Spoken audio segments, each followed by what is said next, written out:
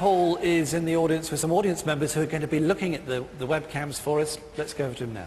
I certainly am, Julian. Yes, we have 4 extra cameras here, and we have 4 volunteers keeping an eye on them for us. Let's meet 2 of them right now here in the Morecambe Winter Gardens. It's Debbie and Jonathan Carter from you. Hello, Debbie. Hello. Now, you've been to a live before, haven't you, in London? Did you enjoy that? Last year, yes, it was great fun. So you're looking at the cameras. Have you made any notes for us already? Have you seen anything? I am. That's sad, yes. What does that say down there? It's just that we've had some potential orbs around about 7:30, some flashing lights, especially on webcam too. OK, 4 cameras to keep an eye on. Jonathan, would you say you're sceptical, open-minded? How would you categorise yourself?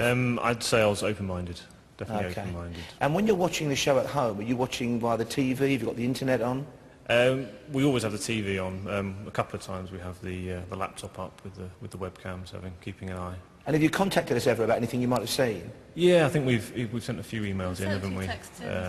A few lights and that sort of thing. So. OK, well, Debbie and Jonathan looking at 4 screens. We've got 2 other volunteers the other side of the audience. Sebastian James and Juliet Robinson we can see over there as well. 4 extra cameras, 4 people in the audience. And again, if anybody in the audience throughout the show, please, senses anything, feels anything, please make that known to a member of the crew or myself. And as a special treat, because this is a very special 8-night run of Most Haunted Live, we have some amazing prizes up for grabs for you at home. Take a look, get involved, and I'll see you the other side of this break. Every night we're giving you the chance to win some fabulous prizes. Tonight's prize is this sleek white Apple MacBook with a glossy wide screen and stereo speakers, perfect for watching our webcams, together with a Samsung Jet mobile phone from Virgin Media and a pair of tickets to the next Most Haunted Live event. And there's even more. Every time you enter one of our competitions, you'll go into a draw to win £1,000. For your chance to win, simply answer the following question. Which part of the UK did the Most Haunted Live team visit for Halloween this time last year? Was it A, Scotland, B, Wales, or C, Ireland?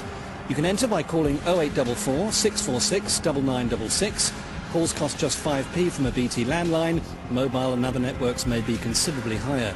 Now, the competition is open to UK residents aged 18 or over. The lines close at 5 o'clock tomorrow evening, and the winner will be selected at random after the close date and contacted in person.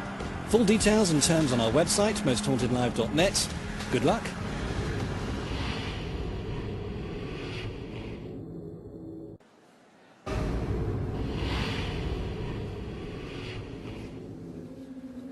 Welcome back to Most Haunted Live, absolutely live, for 8 nights from the Morecambe Winter Gardens. It's a cold night, it's October, and we are with you until midnight from now until Halloween.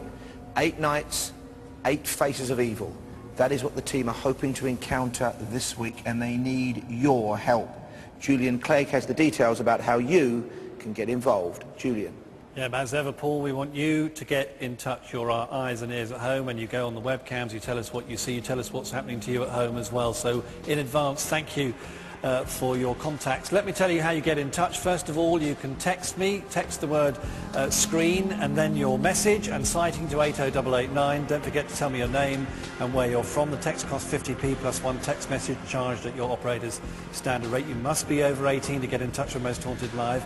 And of course, you can go and see the webcams and get involved with the show at mosthauntedlive.net. And already messages coming in. Jane in Essex says, hi Julian, I'd like to say how excited I am at Most Haunted Live is back at Halloween again. Can't wait for tonight's show. Particularly pleased to see Phil Wyman back on the screen. Graham and Ralph from Bolton saying the same thing. Great to see Phil back on the show. We missed his input and hope the team have a good 8 nights. This one's interesting. Wonder if tonight's going to be a hat trick. Every Most Haunted Live that has been on, when I'm pregnant, I've gone into labour. I'm 36 weeks pregnant. Is it going to happen again tonight? Says Rosemary in Ogmore Vale. Thank you for your text message. And here's another one, Jules in Hampshire. Another Jules. Evening, June. Just want to say good luck to you and the team. Have a great night tonight. We certainly will. Get in touch with your messages and we'll read more out later on in the show.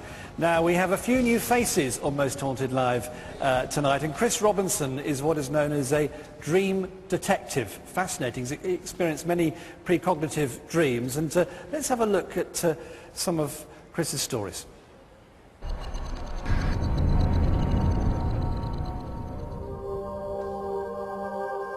My name's Chris Robinson, and spirits talk to me in my dreams and tell me the future. About 25 years ago, somebody I know died, and not long after they died, they came and sat on my bed and scared me to death at 3 o'clock one morning. and that friend brought other spirits. And as more people that I know have died and moved into the spirit world, I've built up an army of helpers. The way it appears in the dreams can be anything of one of three ways. So you can literally see what's going to happen as if you are standing there. You can then, in another way, get clues, symbolic dreams, built from my memory. And the spirits have explained to me that's their preferred language. They find it difficult to give you real images of real events before they happen, but they find it very easy to trigger your memories in a way that you will understand what they're trying to tell you. Since 1988, when my terrorist dreams first started, there's been virtually nothing in the way of major terrorist attacks across the world that I haven't seen something about.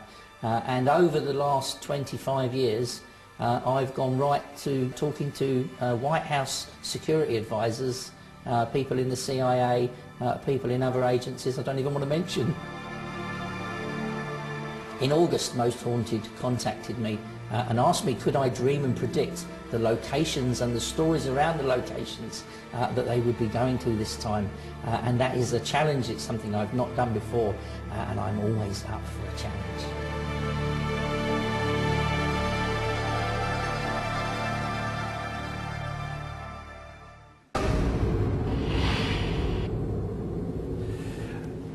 And so here he is, joining me live on stage. Give it up for Chris Robinson.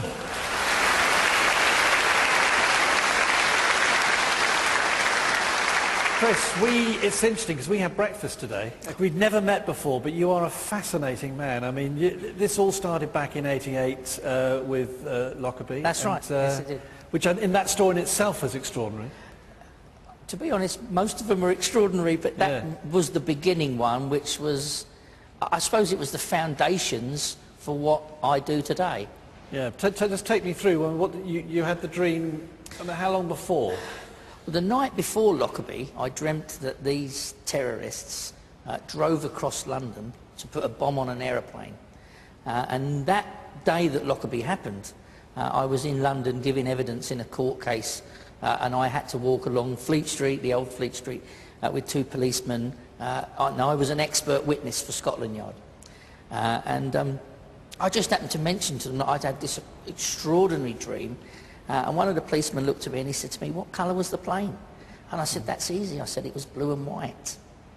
So, and obviously from that, that starts something going. Tragically, it's history. Absolutely. Well, how did these dreams guide you then to decide what's going to happen? In the very beginning, I used to write down what I saw in the dream or what the voice of the spirit told me to write. And I built up diaries of the dreams, night after night, night after night. And from 1989 to 1997, I'd fax them to the police station every day as well. And we would meet and we would discuss them. And this has become something that's taken over your life, basically. It would change my life to being who I am now, rather than what I used to be. Yes. In Fleet Street, which is that's another interview another day. I did all sorts of things, but I mean, basically, I was a tipster and helped the chief crime reporter, who at that time was Trevor Kempson, go out and do a bit of digging for stories. Well, in this envelope, Chris, are your predictions for tonight. And later in the show, we will open the envelope and see what happens. So thank you, Chris, for that. Okay. Chris Robinson, ladies and gentlemen.